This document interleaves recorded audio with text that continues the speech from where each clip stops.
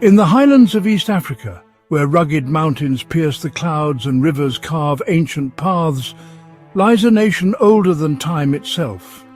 Ethiopia, cradle of humankind, land of emperors and priests, poets and warriors.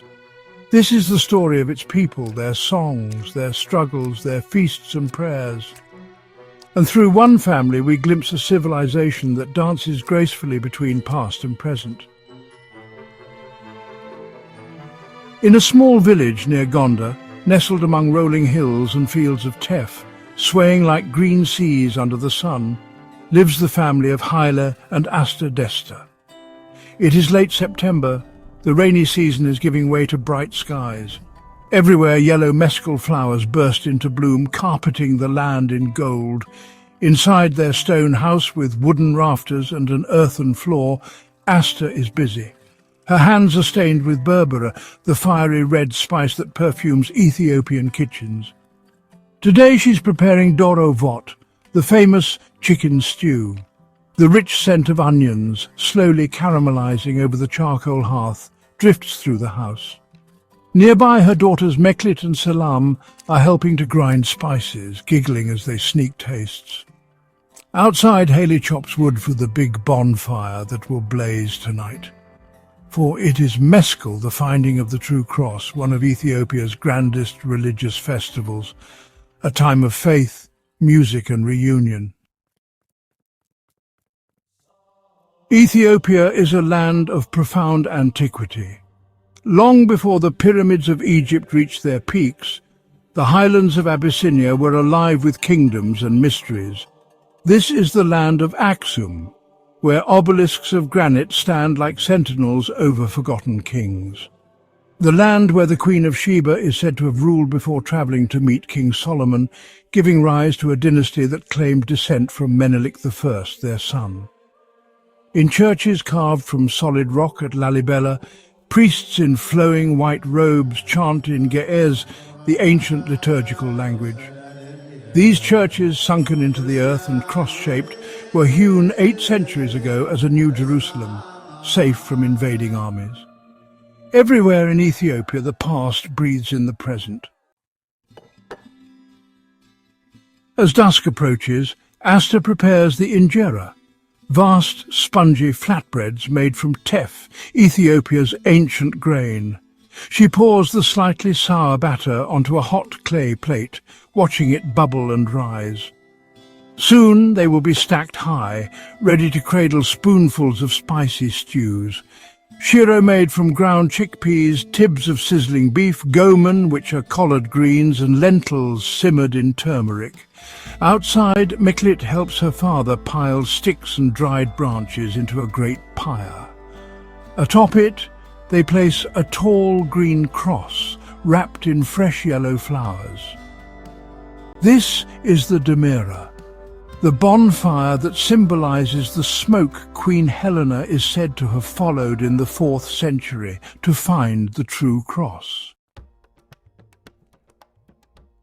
As night settles, villagers gather in the central square.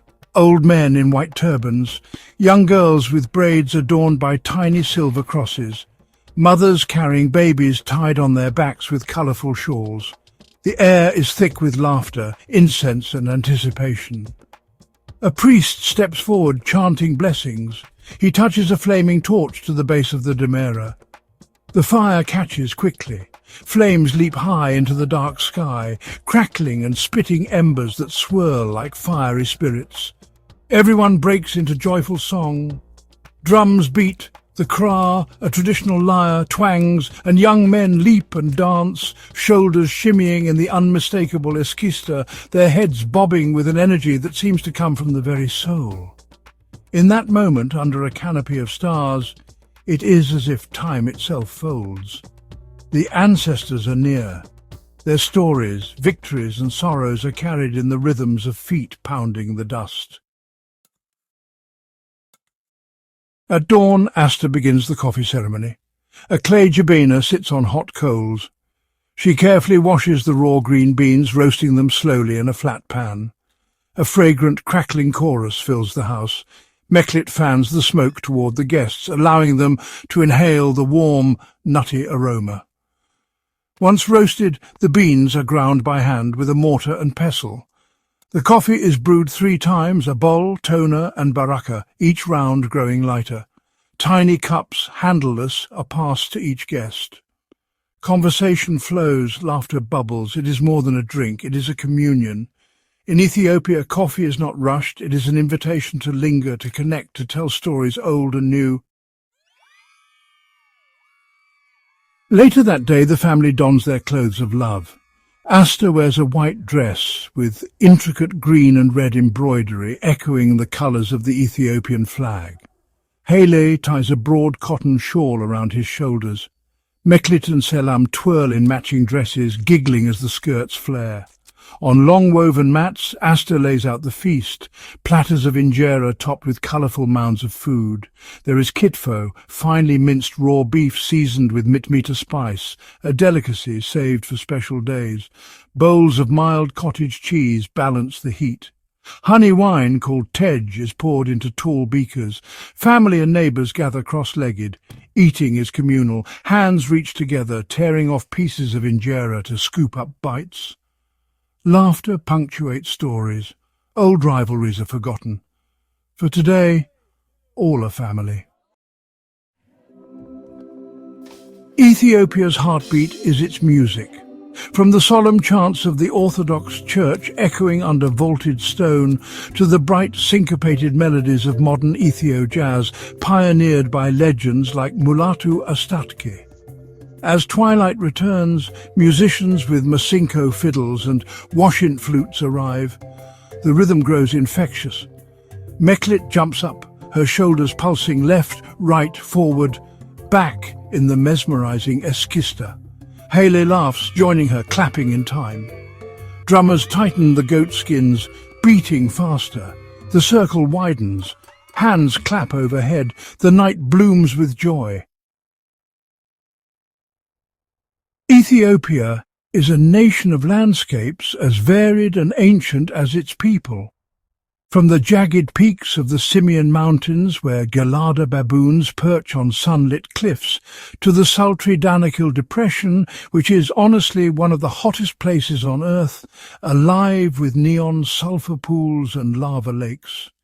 In the south, the Omo Valley is a cradle of humanity itself. Here, tribes like the Hamar and Mursi still adorn themselves with intricate beads and lip plates, keeping age-old customs alive. North at Lake Tana, blue waters stretch wide, dotted with islands that hide centuries-old monasteries, painted in vivid biblical scenes. As the festival winds down, Haile sits by the embers with his mother, Wubit. Her lined face is serene, eyes shining with memory. When I was a girl, your grandfather took me to see the Debre Damo monastery. We climbed the rope to reach the top. No stairs, only faith and strength. And there the monks told stories of King Caleb who fought for the cross, of St. Yared who gave us our church music. Haile listens, feeling the weight of his heritage. His daughters lean in, wide-eyed. In Ethiopia, history is not locked in dusty books. It lives in the songs of grandmothers, in the hands kneading injera, in feet tracing dances first learned by ancestors whose names are now whispered only by the wind. As the sun rises over the village, painting the sky with strokes of gold and pink, Meklit runs barefoot across the field, chasing goats with her laughter echoing. Haile stands watching, heart full. Ethiopia is changing, new roads, satellites watching over farms, but deep beneath it all runs an unbroken river of tradition. Perhaps that is Ethiopia's true miracle, a nation forever rising, falling and rising again, where the past is a song still sung and the future dances on the shoulders of its children. This is Ethiopia, a land of 13 months of sunshine, of coffee ceremonies that bind souls together, of Meskel fires that light up dark hills, of tears shed and laughter shared. From the bustling streets of Addis Ababa to the silent prayer halls of Lalibela, the heart of Ethiopia beats on. May it forever beat strong.